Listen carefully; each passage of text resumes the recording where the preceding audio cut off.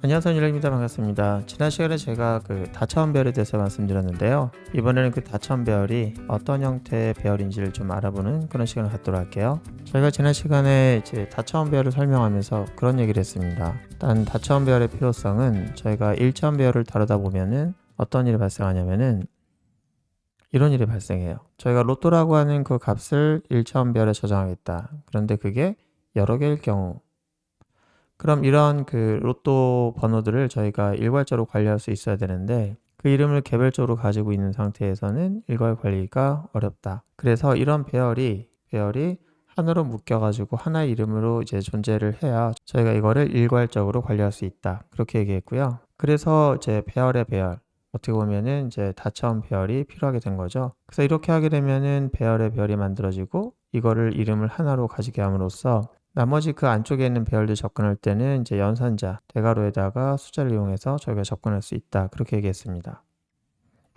그래서 저희가 다차원 배열을 준비하는 과정을 좀 잠깐 봤고요. 그 다음에 사용하는 방법도 이제 알아봤는데, 그러면은 이 메모리 모양, 이렇게 마련된 그 배열의 메모리는 어떻게 생겼을까? 그러면은 6개짜리 정수 곱하기 그것이 이제 3개. 그러니까 정수가 6개가 있고 거기에 3개가 있다. 그럼 얘가 4바이트니까 총 이렇게 큰 바이트가 마련될 것이다. 이렇게 생각할 수 있는데요. 이게 C++이었다면 그게 가능한데 일단은 자바는 이게 불가능해요. 그래서 머릿속에 개념적으로만 이렇게 있는 거라고 생각할 수 있는데 그렇지는 않습니다. 저희가 간단하게 테스트 해볼 게 있는데 일단 로또즈라고 하는 2차원 배열에다가 이제 3을 하나 대입을 해요. 그러면은 여기에 3이 들어가겠죠? 근데 이거는 좀 어떻게 보일지 모르겠네요. 이거는 0이라고 하는 거는 뭘 의미하는 거냐면은 요거는 이제 2번 나눈 거니까 여기에 있는 작은 공간이겠죠? 이만큼. 근데 얘 같은 경우에는 이 작은 공간이 아니라 이만한 공간이에요. 근데 이 공간을 나타내고 있는 것에다가 이게 무슨 짓을 하는 걸까요? 요걸 나타내고 있는 그런 참조라고 하는 그 이름을 다른 배열로 대입한다? 무시무시한 일이 아닐 수가 없는데 이 얘기는 만약에 이게 가능하다면 여기 지금 현재 이 큰 공간 하나가 6개짜리 정수예요. 근데 이거를 9개짜리 정수로 바꾸겠다. 그럼 얘가 이만한 이제 3개가 더 큰 배열이 여기로 바꿔치기가 되느냐 이제 이런 얘기인데 배열은 그렇게 바꿔치기가 쉽지가 않습니다. 근데 자바에서는 이게 가능해요. 이게 가능하려면 얘가 이렇게 통으로 있는 것은 아니라는 것을 증명하기도 합니다. 그러니까 저희가 2차원 배열을 다룰 때는 이게 하나의 통 크기의 큰 배열이 아니라는 것을 알고 있어야 돼요. 그럼 어떻게 생겼을까요? 이렇게 생겼습니다. 이런 모양이 아니라 이렇게 생겼다는 얘기예요. 2차원 배열은 1차원 배열을 이끌고 있는 참조라고 하는 것에 이제 묶음이 있는 거죠. 다시 얘기하면 세개라고 하는 것은 이런 모양을 갖고 있는 거예요. 그리고 1차원 배열들이 개별적으로 있는 거죠. 그래서 이것들을 참조의 참조를 이어가게 하는 형태로 자바는 배열이 생겨 먹었습니다. 그래서 만약에 아까 얘기했던 것처럼 첫 번째 배열을 현재 이걸로 참조하고 있어요. 이건 뭐냐면 로또즈 0번째로 얘를 참조하고 있습니다. 그런데 다른 배열을 만들어요. 그러면은 로또즈 0번째라고 하는 녀석에다가 얘를 참조한다?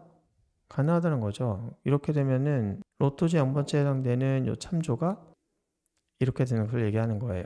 그러면은 이걸 어떻게 볼 수 있을까? 제가 일단은 배열을 마련할 때 이렇게 마련할 수도 있고 이렇게 마련할 수도 있고 이 두 가지가 다 가능합니다. 가능한데 이렇게 마련할 경우에는 6개짜리의 배열이 3개가 미리 마련돼 가지고 여기에 세팅을 되는 걸 얘기하는 거고요. 오른쪽은 이 밑에 구체적인 그런 배열을 마련하지 않고 이것만 마련한다는 걸 얘기하는 거예요. 이렇게. 그럼 아직은 얘가 할당된 게 없기 때문에 실제 값을 저장할 수 있는 배열은 없다.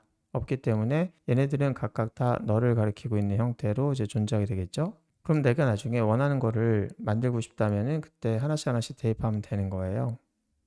만약에 0번째에다가 6개짜리를 마련하겠다. 그러면 하면 되는 거죠. 그러면은 0번째에는 이 이름을 가지고 있는 녀석이 하나 생긴 거고 그러면 하나의 배열이 이제 이 이름으로 사용할 수 있게 되는 거죠. 그리고 또 하나는 이제 이렇게 되는 거예요. 이렇게 그리고 이렇게.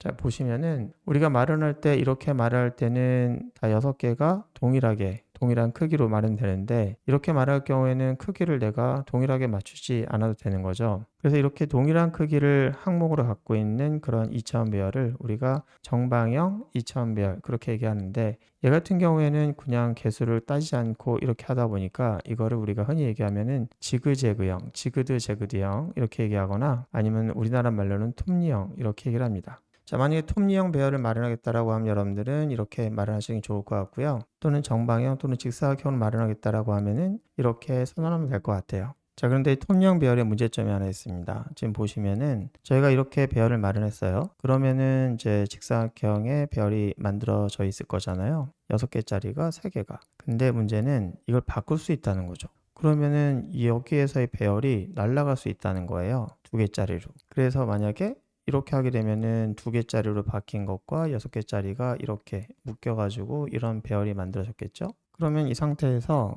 저희가 일괄 처리하던 과정이 있을 때 이런 일이 발생할 수 있다는 거죠. 바꿀 수 없어야 되는데 바꿀 수가 있다는 거는 또 다른 이제 문제점이 될 수도 있는 거죠. 여기에는 이게 없을 거예요. 왜냐면은 이렇게 2개짜리로 바뀌었기 때문에 0번째, 1번째, 2번째는 자리가 없다. 이러면 얘는 오류가 발생할 수 있다는 거죠.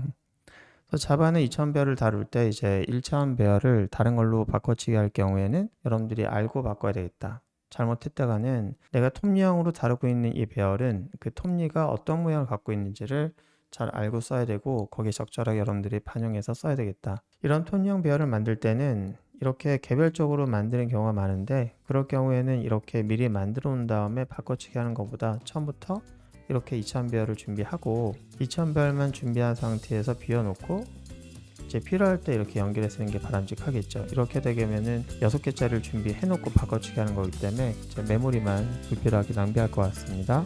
자, 오늘 2차원 배열에 대해서 조금 더 설명을 했는데요. 자, 다음 시간에 이걸 좀 간단하게 다뤄보는 시간을 좀 갖도록 할게요. 오늘 고생 많으셨고요. 다음 시간에 뵙도록 하겠습니다.